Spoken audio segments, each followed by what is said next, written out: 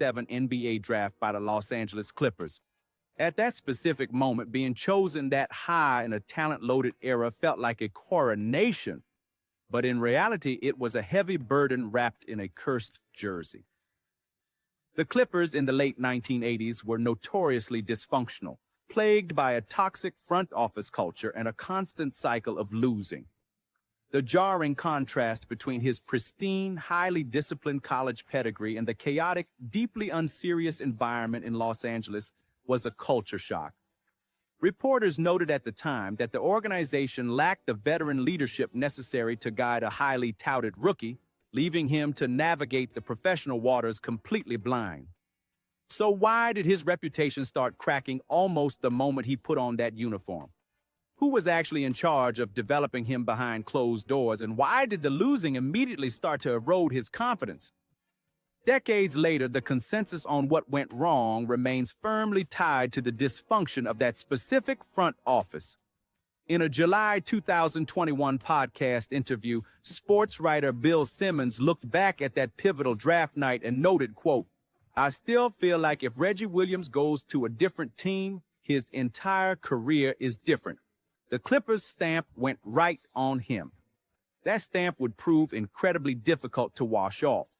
But to understand the sheer shock of his sudden professional struggles, you have to rewind just a few years to the asphalt of Baltimore and an unprecedented high school winning streak where losing simply was not in his vocabulary.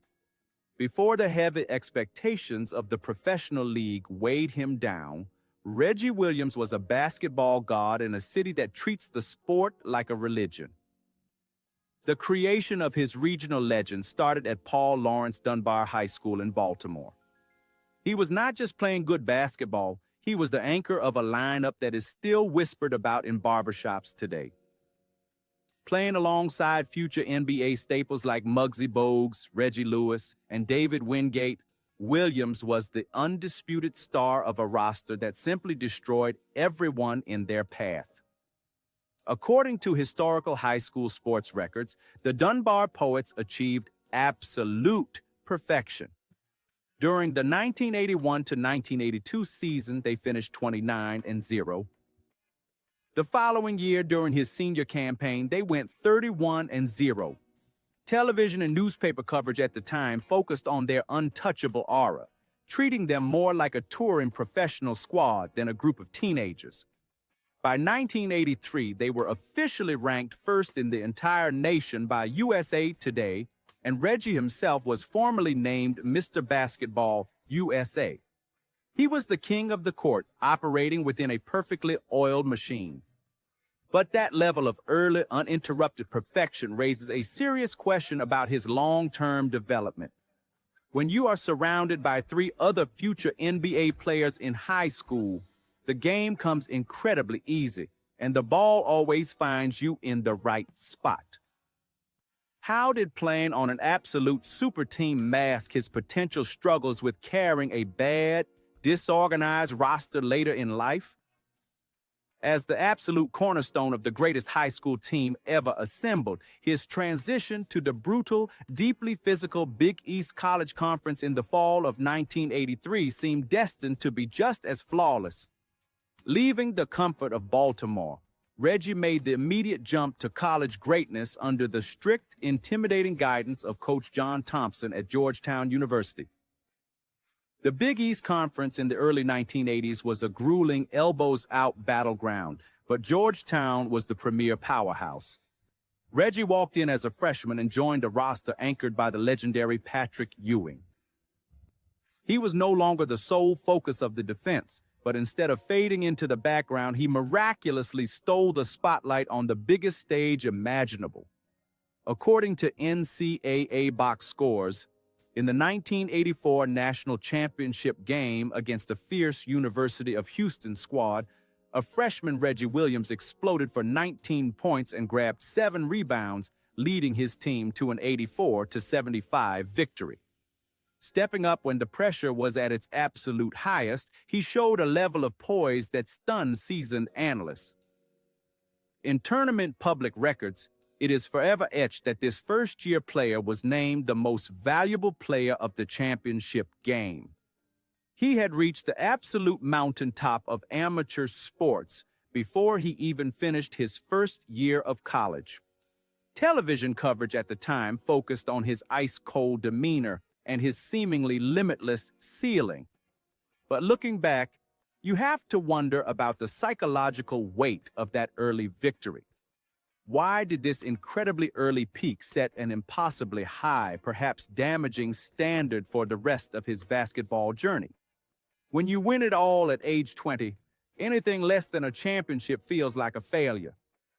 Winning a national title in his very first year was a cinematic fairy tale, but the impending departure of his legendary center was about to thrust him into a terrifying, isolated spotlight, starting the clock on a tense final collegiate season that would define his professional draft stock.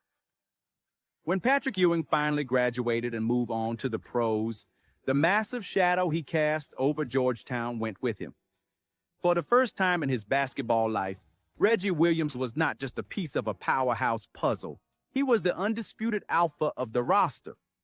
Coming into his senior year, he was handed the keys to a noticeably younger, less experienced squad. The safety net of a legendary center was gone, forcing Reggie to completely change his approach and shoulder a massive offensive burden. He could no longer pick his spots. He had to carry the entire offense every single night in the most unforgiving conference in the country.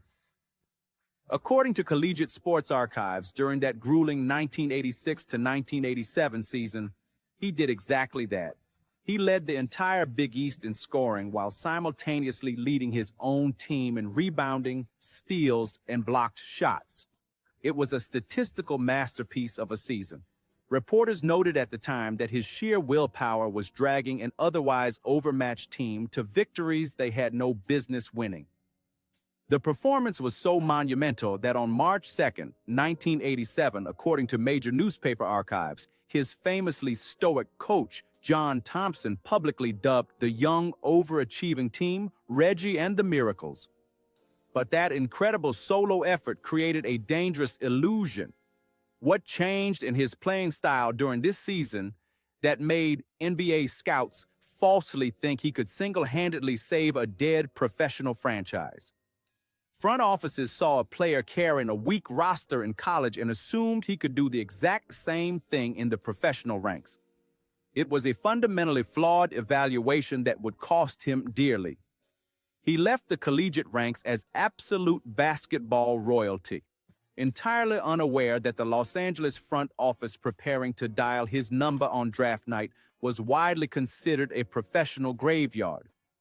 Arriving in Los Angeles in the late 1980s was supposed to be a dream, but for a rookie drafted by the Clippers, it was more like walking into a disorganized nightmare. The franchise was notorious for its incredibly cheap ownership, a severely lacking practice infrastructure, and a deeply ingrained culture of losing. Reggie went from playing for one of the most disciplined, strictly managed college programs in the country to a locker room that often felt like it had no adult supervision. According to official NBA career logs, his first 2 seasons from 1987 to 1989 were spent floundering at the absolute bottom of the league standings. There were undeniable flashes of the brilliant scoring that made him a legend in Baltimore and Washington. According to official GameBox scores, on December 12, 1987, the young forward scored 34 points and pulled down 8 rebounds in a tough, hard-fought loss against the Seattle Supersonics. Moments like that proved the physical talent was absolutely there. But television coverage at the time focused on the blowout losses and the erratic rotations that made it impossible for a rookie to establish any kind of rhythm. So, who was actually around to guide him when things started to change? And why did his confidence seemingly evaporate in Los Angeles? Unlike top draft picks who were brought along slowly behind steady veterans, Reggie was thrown into the fire of a chaotic offense without a safety net. Despite his occasional explosions of scoring, the chaotic environment eroded his consistency, and harsh rumors about his mental toughness began to bleed into the daily press. By his second year in the league, the media narrative surrounding Reggie Williams had taken a painful turn. The brilliant, unflappable collegiate champion was suddenly being painted as an unfulfilled talent, struggling to adapt to the speed and pressure of the NBA. The front office, desperate to show progress to an apathetic fan base, began to quietly panic. That season, the press was writing about a growing locker room isolation, portraying a young man who was reportedly withdrawing as the losses piled up. Why did the stories stop being just about basketball and turn into a bitter front office blame game by his second year? When a high draft pick fails to instantly turn a bad team around, management rarely blames their own lack of development staff. Instead, the narrative shifted entirely onto the player. The expectations of being a franchise savior completely overshadowed the reality that he was ultimately a very solid player forced into the wrong role. According to statistical databases, his finalized professional career scoring average would settle at 12.5 points per game, a respectable number for a role player, but a stark drop from his collegiate scoring titles. The relationship between the player and the organization fractured beyond repair. The front office finally lost their patience with the former collegiate most valuable player, completely abandoning their investment. According to league transaction records, he was traded away before even finishing his rookie contract, shipped off in November 1989 in a move that sent him into a dizzying professional spin cycle. Being traded in the NBA is a harsh reality, but for a former fourth overall pick, it feels like a very public demotion. When the Clippers finally cut their losses, Reggie Williams was suddenly stripped of the franchise player expectations and thrust into the unstable life of a professional journeyman. He went from being the absolute center of gravity at Georgetown to a replaceable asset whose contract could be moved at a moment's notice. According to historical player movement archives, he spent the 1989 to 1990 season playing for the Cleveland Cavaliers, logging just a partial campaign in the Midwest before management decided to shuffle their roster yet again. Reporters noted at the time that while he was physically present and contributing off the bench, the constant moving was taking a serious psychological toll. Following that brief stint in Cleveland, the story took a painful turn. Reportedly, as he bounced between cities, whisper campaigns questioned whether he still had the passion for the game or if the toxic experience in Los Angeles had permanently damaged his drive. How does a former national champion avoid falling out of the league entirely when executives start viewing him as damaged goods?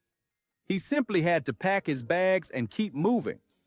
According to historical trade logs, he was shipped to the San Antonio Spurs in 1990, forced to relocate and learn a new playbook before the calendar year even ended. The psychological toll of being viewed as a depreciating asset rather than a star was heavy, and the clock on his career was ticking loudly. Shuffled between 3 different franchises in barely 3 years, the former phenom needed a complete career reinvention to survive, and he unexpectedly found his lifeline in a transaction that sent him straight into the high altitudes of the Rocky Mountains. When a player gets passed around the league that quickly, the front offices are usually writing his professional obituary. But arriving in Denver forced Reggie to take a hard look in the mirror and completely rebuild his game from the ground up. He found stability, maturity, and a brand new identity wearing the Nuggets uniform. He stopped trying to be the high-scoring savior that Los Angeles demanded and embraced his physical tools, transforming from an expected superstar to a gritty, high-end role player who did the dirty work on both ends of the floor. According to basketball reference sites, during the 1991 to 1992 NBA season, he played 81 games for Denver, turning his career around and averaging a career-high 18.2 points per game. But more importantly, he rebuilt his reputation on defense. Official NBA statistics from that exact same season show that he recorded a career-best 7 steals in a single game on 2 separate occasions. That month, the press was writing about a completely different player, a seasoned, aggressive defender who had finally locked down a starting job. What changed in the Nuggets' locker room that allowed him to finally shed the heavy draft bust label? It was the realization that he did not have to do it all himself. He was surrounded by young, hungry talent, and he became the seasoned professional in the room. He had quietly resurrected his reputation, his efficiency, and his defensive numbers, setting the ultimate stage for a 1994 playoff matchup against a team nobody on earth believed they could beat. By the spring of 1994, Reggie Williams was no longer the frightened rookie in California or the lost journeyman in Ohio. He was the vital, steady veteran on a young Denver Nuggets team that had just barely scraped into the postseason. Their reward was a first-round matchup against the Seattle Supersonics, the dominant #1 seed in the Western Conference. Down early in the series, the younger players on the Denver roster started to look overwhelmed, but Reggie provided a crucial, calming presence in the highest pressure moments. According to major sports media reports, the 1994 playoffs marked the very first time in league history that an 8 seed beat a #1 seed in the opening round. It was a historic, logic-defying run. Television broadcast records from May 8, 1994, confirmed that the Denver Nuggets officially defeated the Supersonics in a decisive, heart-stopping overtime game to complete the impossible comeback. Reggie's absolute refusal to back down helped set the tone for one of the greatest upsets in sports history. In post-game coverage, reporters noted at the time that the younger stars took the spotlight, but the rugged veteran leadership held the foundation together when the pressure peaked. Why did that specific sequence of playoff games permanently alter how NBA historians viewed the back half of his career? Because it proved beyond a shadow of a doubt that he was a winner who could impact winning basketball when placed in a healthy environment. It was the defining moment of his professional redemption, but the immense physical toll of that grueling series soon accelerated a heartbreaking decline in form that would test his endurance all over again. The emotional high of the 1994 playoff run masked a difficult physical reality. Professional basketball is an unforgiving sport for an aging wing player, and the heavy minutes Reggie Williams had logged began to collect a toll on his body. As the seasons rolled on, his undeniable athleticism slowly began to wane, and the nagging injuries that come with playing aggressive defense started keeping him grounded. According to team history logs, he would ultimately spend parts of 6 seasons in Denver, marking the longest and most stable tenure he would ever have with a single franchise. But as his physical prime faded, the young, overachieving core of the Nuggets began to fracture. The franchise struggled to replicate that one magical postseason, and when a team starts losing, rotations change. Conflicts over playing time naturally emerged as management looked to younger talent. According to box score archives, back on December 1st, 1992, Reggie had hit a magnificent statistical peak, dropping 35 points in a game against the Houston Rockets. However, by the mid-90s, replicating that kind of dominant offensive production became a physical impossibility as his minutes were steadily reduced. As some reports claimed at the time, the locker room chemistry that once felt invincible started to splinter under the weight of unmet expectations. So who was to blame when the team started moving its foundational veterans out? It was the classic, unavoidable cycle of a rebuilding front office cleaning house. With his body rebelling and his influence in the locker room shrinking, management packaged the aging veteran off for one final, exhausting tour around the Eastern Conference. The conclusion of a long NBA career is rarely glamorous. There is usually no farewell tour for a role player, just a series of quiet, low-impact stints at the end of the bench. Reggie found himself trying to impart wisdom on rosters that were simply moving in a different direction. According to league retirement records, his playing days quietly wound down during the 1996 to 1997 season, a year spent mostly in a limited reserve role with the New Jersey Nets after a very brief stop with the Indiana Pacers. When the final buzzer sounded on his playing career, the historical ledger was officially closed. According to the official NBA registry, he walked away with finalized career totals of 7,508 points and 2,393 rebounds. It was a deeply respectable decade of work for a man many assumed would be out of the league in 3 years. Yet, the transition away from the hardwood is notoriously treacherous.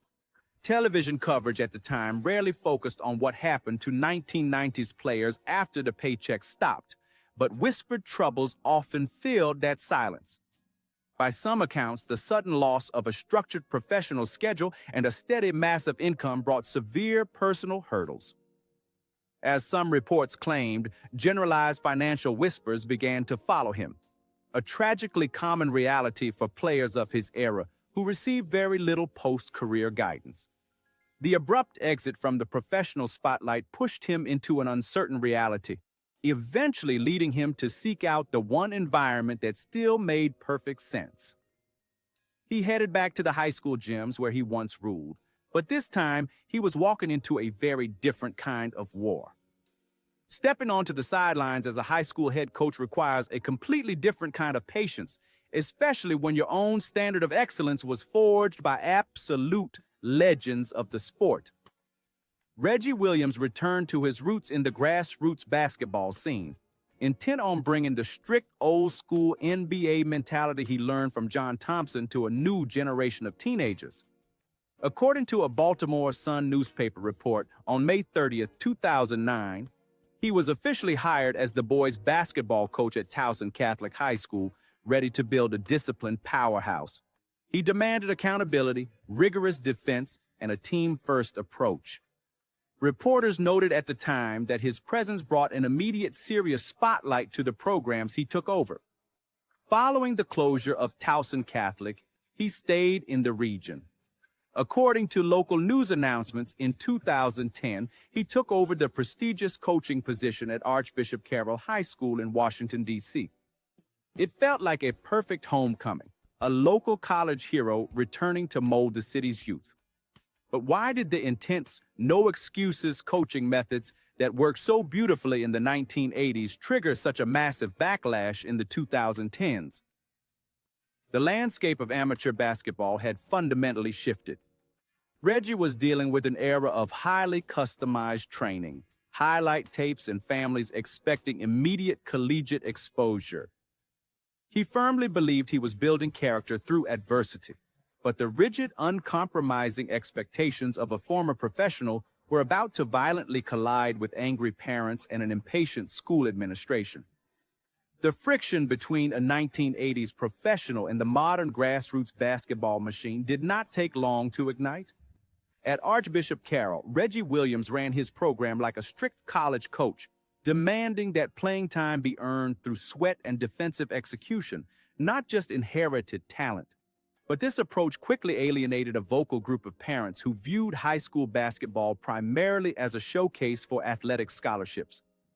Disputed stories began circulating locally about closed-door meetings and rising tension over his harsh, unyielding style. According to major newspaper archives, on February 8, 2013, a detailed Washington Post report covered his abrupt, highly publicized resignation from the prestigious program.